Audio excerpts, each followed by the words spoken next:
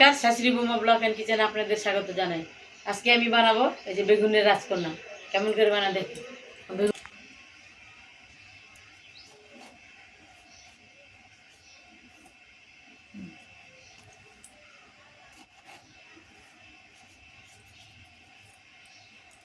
আর সব বেগুন কাটা হয়ে গেছে।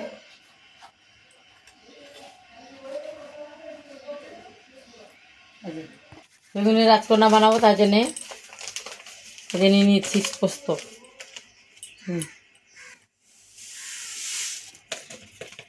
একটু বাদাম, এগুলো আমি এখন পিষে নেব। এখন এই যেখানে নিয়েছি টমেটো পেস্ট করে দেবো। রাজকন্যার জন্য বানাবো, তার জন্য আমি দেখো কাঁচা লঙ্কা, আর এখানে নিয়েছি আদা। একবারে আমি পেস্ট করেছি, আলাদা করবো না, একসঙ্গে পেস্ট করে নেব।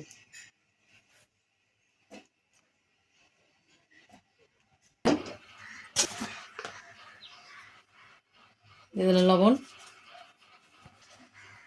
হলুদ,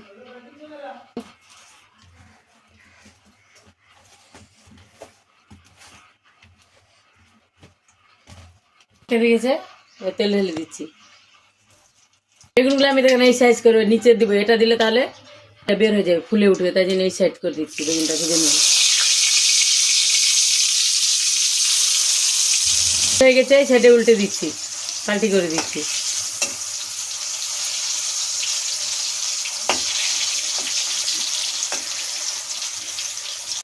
বেগুনগুলো ভাজা হয়ে গেছে, তুলে নিচ্ছি।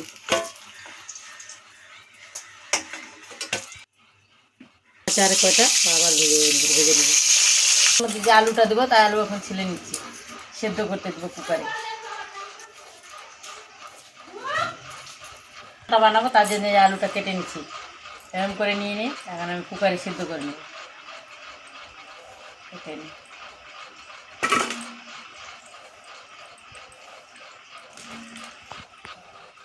বেগুন রাজকারের জন্য আলু কাটা হয়ে গেল না।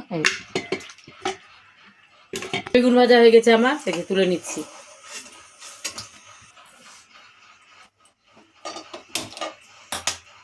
এখন এখানে আমি যে আলুটা আছে, এই আলুটা এখন ভেজে নেব।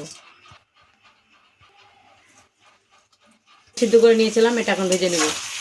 এই আলুটা ভেজে নিলাম। রাজকন্যা বানাবো, তার জন্য এই যে দুটো শুকনো লঙ্কা, আমরা দুটো পাঁচফোড়ন, একটু দিয়ে দিলাম জিরে, আর দিয়ে দিলাম একটু হিং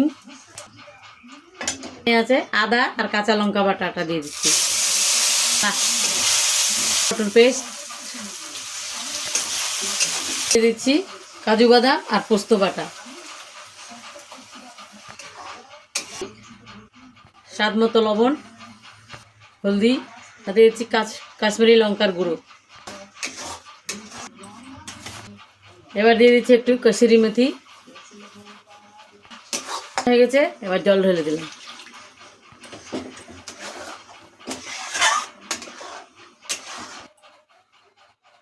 তরকারি ফুটে গেছে, আর যে আলুটা দিয়ে দিচ্ছি।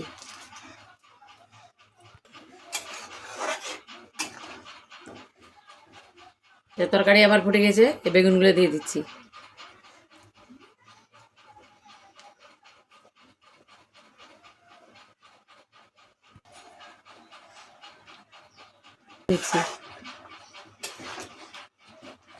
আলু রাজকন্যা হয়ে গেছে, আমি ঘি দিয়ে নামিয়ে দে, ঘি ঢেলে দিচ্ছি, ঘি দিয়ে নামিয়ে নিই।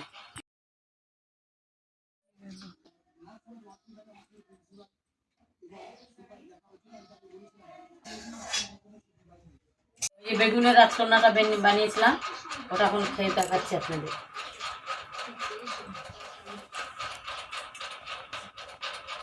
এই বেগুনের রাজকন্যা বানাইছি, কেমন লাগছে খেয়ে দেখি।